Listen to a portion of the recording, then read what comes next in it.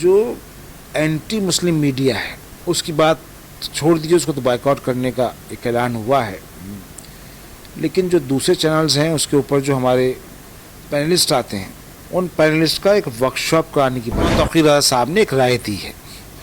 वो राय बावज़न राय है, लेकिन अगर उस पर अमल किया जाए तो किस तरह किया जाए उस पर भी गुफ्तगू हो रही है। मौलाना मुस्लिम मजलिस मुशावरत मुस्लिम पर्सनल लॉ बोर्ड का जो फैसला आया है, बिल्कुल उस हुकूमत में रहना या हुकूमत करना बड़ी बात नहीं है। इतिहास में किस तरह आपका वर्णन होगा वो अहम बात है।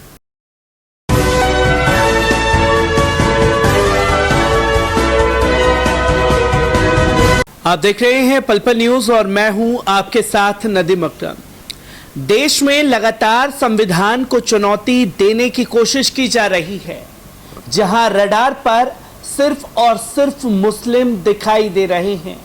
अगर लिंचिंग की बात की जाए, चाहे किसी मुद्दे की बात की जाए, तो सिर्फ निशाने पर मुसलमान हैं। जहां मस्जिदों को लेकर के देश में अब सियासत शुरू हो गई है, जहां काशी ज्ञान व्यापी मस्जिद को लेकर के मसला लोगों के सामने है, तो कभी मथुरा की ईदगाह मस्जिद को लेकर के सवाल खड़े किए जा रहे हैं, कभी कुतुब मीनार मस्जिद को टारगेट किया जा रहा है, कभी अजान, कभी हिजाब। आखिरकार देश में ये सब कुछ चीजें चल क्या रही हैं, इसी पर बात करने के लिए मजलिस ऑल इंडिया मुस्लिम मजलिस मुशावरत से नवीद हमीद साहब मौजूद हैं। क्योंकि लोगों का एक सवाल है नवीद साहब कि मुस्लिम तंजीमें इन सब चीज़ों को लेकर के क्या कर रही हैं, क्योंकि दिल्ली में 2 दिन तक आप लोगों की बैठक हुई, बैठक के जरिए क्या नतीजे निकले, आगे का स्टेप क्या होने वाला है? देखिए, लड़ाई जो है ये कानूनी लड़ाई की बात कर रहा हूँ मैं, ये लंबी है। जो पिछले 8 सालों में खासकर कॉन्स्टिट्यूशन को फ्रीज करने का एक पूरा प्रोसेस चला है, तो दस्तूर को बचाने का जो एक पूरा अमल है वो बहुत मेहनत चाहता है। 2 दिन का जो पूरा हमारा सम्मेलन हुआ, कॉन्फ्रेंस हुई, कुछ भी आप उसको कहिए, डायलॉग था बेसिकली, तो उसमें 18 रियासतों के लोग आए थे और बहुत ही चुनिंदा लोग, बहुत ही आपने देखा कि बड़ी बड़ी शख्सियात बिल्कुल उसमें बैठी हुई थी। कुछ बातें वहाँ तय हुई हैं, कलामिया जारी हुआ है और एक कुछ रिजॉल्व किया गया कुछ चीज़ों पर। मैं समझता हूँ कि भारत के पूरे वजूद को बचाने के लिए, भारत का जो मुस्तकबिल है उसको बचाने के लिए ज़रूरी है कि तमाम मुल्क के शहरी एकजुट होकर दस्तूर को बचाने की लड़ाई लड़ें।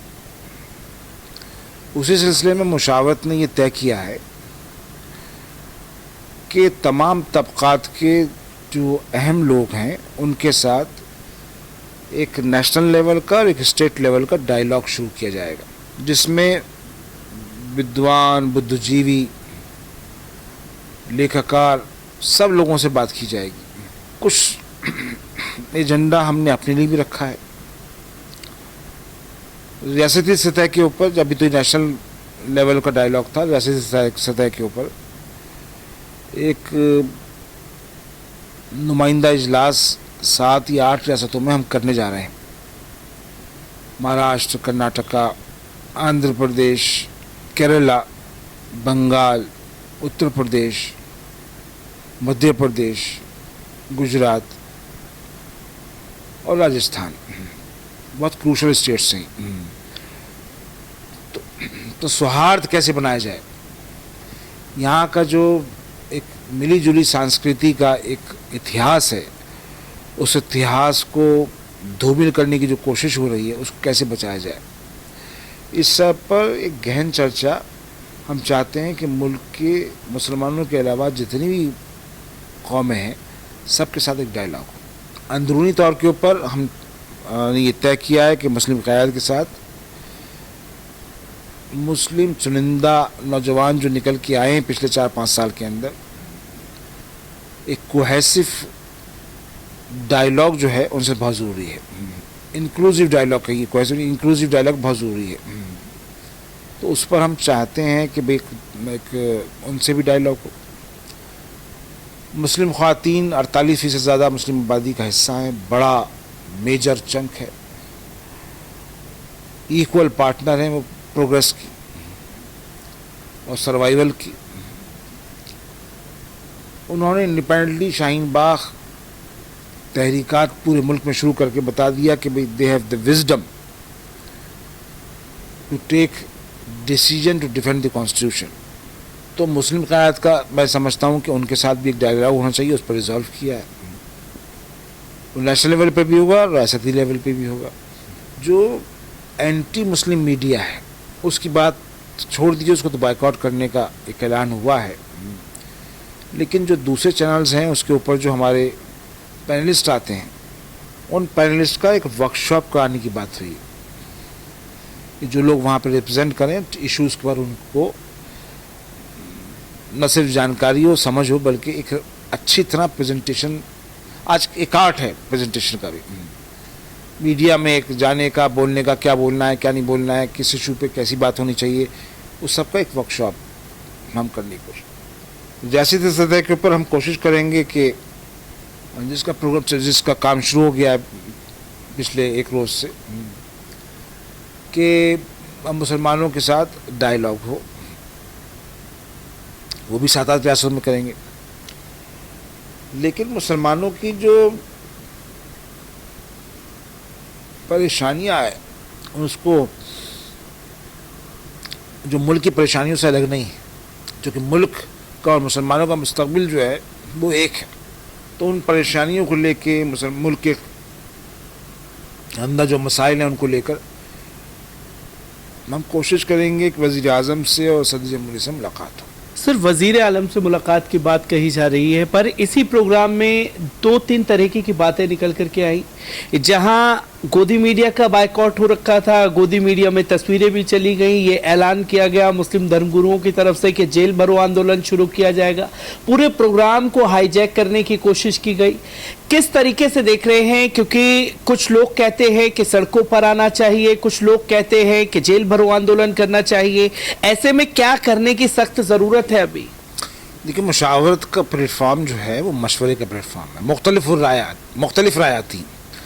हज़रत मौलाना तौक़ीर रज़ा साहब ने एक राय दी है, वो राय बावज़न राय है, लेकिन अगर उस पर अमल किया जाए तो किस तरह किया जाए उस पर भी गुफ्तगू हो रही है, और किस वक्त करना चाहिए उस पर भी गुफ्तगू हो रही है। क्योंकि ये गुफ्तगू की बात तो कही जा रही है, लगातार सवाल लोगों में ये है कि काशी मस्जिद को लेकर के लोगों में एक डर है कि क्या जैसे बाबरी मस्जिद खोदी गई वैसे ही काशी मस्जिद भी खोदेंगे मुसलमान। देखिए, मायूस होने की ज़रूरत नहीं है। सुप्रीम कोर्ट का जो रवैया है वो यकीनी तौर पे मायूस कुन है, लेकिन उसने दोबारा सेशन कोर्ट में भेजा है। हालांकि उसको चाहिए था कि 1991 का जो पार्लियामेंट द्वारा, जिसमें खुद बीजेपी के लोग शामिल थे, उसमें उसकी मुखालफत उन्होंने नहीं की थी। तो वो अटल बिहारी वाजपेयी जैसा टावरिंग बीजेपी नेता, अडवाणी जैसा एक बड़ा आरएसएस का पॉलिटिकल आइडियोलॉग, वो सब शामिल थे। तो असल में संघ का जो मामला है वो उनके कितने चेहरे हैं कुछ किसी को नहीं मालूम। वो अपने हिसाब से वो नकाब लगा लेते हैं।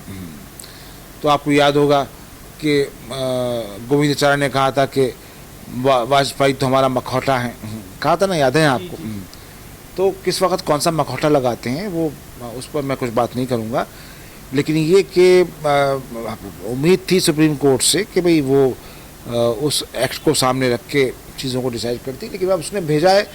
तो और वहाँ की मकामी ज्ञानवापी मस्जिद की जो मुंतज़मा कमेटी है, वो मुंतज़मा कमेटी बहुत खूबसूरती के साथ, बहुत ईमानदारी के साथ मुकदमे को लड़ रही है। तो देखते हैं कि क्या मुकदमा का फैसला होता है। क्योंकि इससे 1991 एक्ट की बात की गई, जहां हिंदू पक्षकार के वकील विष्णु जैन कहते हैं कि जी ये फिलॉसफी जो है 1991 एक्ट की, ये काशी मस्जिद पर लागू नहीं होती। मस्जिद जो है वो खाली कर देनी चाहिए, वहाँ शिवलिंग मिल चुका है। दूसरी तौर पर एक सवाल ये भी उठ रहा है कि 1991 एक्ट कांग्रेस सरकार लाई, कांग्रेस ने उसे बनवाया, तमाम भारतीय जनता पार्टी के नेताओं ने उस पर मोहर भी लगा दी, फिर तमाम राजनीतिक पार्टियां क्यों खामोश हैं? और ये 1991 एक्ट जो संविधान के तहत लिख दिया गया, ये सीधे तौर पर संविधान को चुनौती है काशी मस्जिद मामले पर, या सीधे तौर पर मुसलमानों को चुनौती है? देखिए, मुसलमानों को चुनौती क्या है? तो संविधान को चुनौती है। संविधान को मानने की बात जो कहे, मुसलमान तो हमेशा संविधान को मानता रहा है, कोर्ट के फैसलों को मानता रहा है। तो अब मैंने कहा ना, मखौटे कितने हैं उनके, उन मखौटों से मुसलमानों का सामना है, देश का सामना है। इस मुल्क में सरकार से लड़ाई नहीं है, एक विचारधारा से लड़ाई है। एक विचारधारा से लड़ाई चल रही है इस मुल्क के अंदर। विचारधारा जो है वो चाहती है कि वो कब्ज़ा कर ले समतंत्र के ऊपर। तो उसके अपने पियादे हैं जो सरकार के अंदर हैं इस वक्त, तो वो उनके कहने के ऊपर चलते हैं। तो बहरहाल ये एक लंबी बहस है, और अदालत जो कि बहरहाल अदालत तो है, तो अदालत के फैसले से हम मायूस हों या खुश हों वो अलग बात है। लेकिन निचली अदालत में जो अभी केस चल रहा है, मैं समझता हूँ कि उसकी फाइंडिंग्स आना चाहती हैं, उनका क्या रवैया है, क्योंकि मुझे कुछ ज़्यादा ख़ास उम्मीद नहीं है किसी इंसाफ के फैसले की, लेकिन फिर भी इंतज़ार तो करना पड़ेगा। इंतज़ार करना पड़ेगा। काशी मस्जिद को लेकर के अगला कदम खासतौर पर मुस्लिम तंजीमों का क्या होने वाला है? देखिए, मौलिया मुस्लिम मजलिस मुशावरत, मुस्लिम पर्सनल लॉ बोर्ड का जो फैसला आया है बिल्कुल उसके साथ है। मैं समझता हूँ कि जमहूरियत के अंदर अगर तमाम ऑप्शन ख़त्म हो जाएं और इंसाफ ना मिले, तो अपनी बात को कहने के लिए डेमोक्रेटिक फ्रेमवर्क के अंदर एहतजाज तो ज़रूरी है। जब वक्त आएगा उस पर अमल किया जाएगा। सर, इसी के साथ एक आखिरी सवाल लेना चाहूँगा, क्योंकि लगातार जब ऐसी घटनाएं आती हैं, लेटर लिख दिया जाता है देश के गृह मंत्री को, देश के प्रधानमंत्री जो हैं पूरी तरीके से खामोशी इख्तियार कर लेते हैं जैसे ये कोई मुद्दा ही नहीं है, पर देश में बवाल मचा रहता है। गोदी मीडिया लगातार इसी तरीके के सवाल को हवा देता रहता है। किस तरीके से कदम उठाए जाएंगे जब देश के प्रधानमंत्री इस मुद्दे को देखना ही नहीं चाहते, कुछ बोलना नहीं चाहते? देश के गृह मंत्री को आप लेटर लिख लिए, कोई जवाब नहीं आता।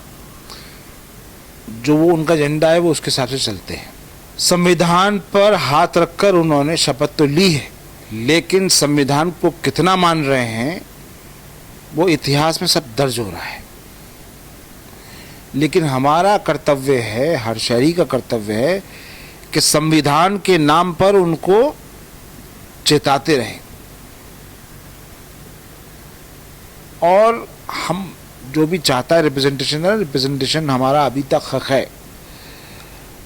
वो अलग बात है कि वो उसको रिस्पॉन्ड नहीं करते हैं, लेकिन तारीख तो एक देख रही है ना कि इस मुल्क के आम बाशिंदे जो इस मुल्क के मुस्तकबिल के लिए, फ्यूचर के लिए बहुत फिक्रमंद है, जिस डगर के ऊपर सरकार की नीतियां चल रही हैं, उन नीतियों से जो नुकसान हो रहा है उसके ताल्लुक़ सिर्फ तंबी करते रहते हैं, कॉशन करते रहते हैं। तो माने ना माने, लेकिन इतिहास, हुकूमत में रहना या हुकूमत करना बड़ी बात नहीं है। इतिहास में किस तरह आपका वर्णन होगा वो अहम बात है। हुकूमत करना ज़रूरी नहीं है, इतिहास में आपका किस तरह से वर्णन होगा इस पर जोर देने की ज़रूरत है। जहां मुस्लिम तंजीमों की लगातार बैठकें जारी हैं, ऑल इंडिया मुस्लिम मजलिस मुशावरत की तरफ से मुल्क के अलग अलग रियासतों में ये बैठक लगातार जारी रहेगी, और जो एक पैगाम देने की कोशिश की जा रही है कि मुस्लिम तंजीमें डरी हुई हैं या मुस्लिम तंजीमों की तरफ से कोई कदम नहीं उठाया जाएगा। सभी के सुझावों को लेकर के फिर एक सख्त कदम उठाने की ज़रूरत पड़ेगी।